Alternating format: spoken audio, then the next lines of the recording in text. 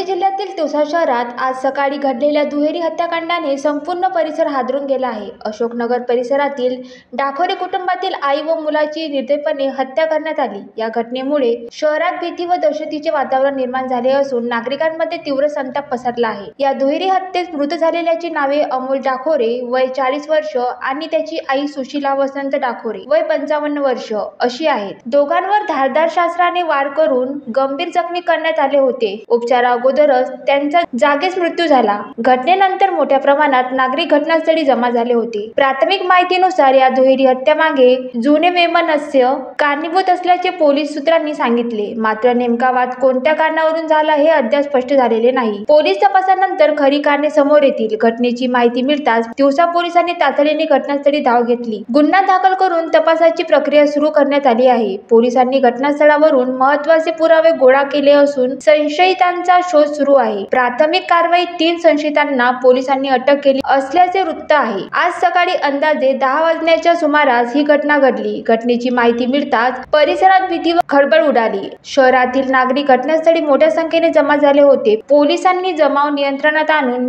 परिस्थिती शांत करण्याचा प्रयत्न केला। या दुहेरी हत्याकांडामागील नेमके कारण शोधण्यासाठी पोलिसांनी तपासाची चक्रे वेगाने फिरवली आहेत। काही संशयितांवर लक्ष केंद्रित करण्यात आले असून सत्य लवकरच समोर येईल असा विश्वास पोलीस अधिकाऱ्यांनी व्यक्त केला आहे। Vidarbha city news, Amravati.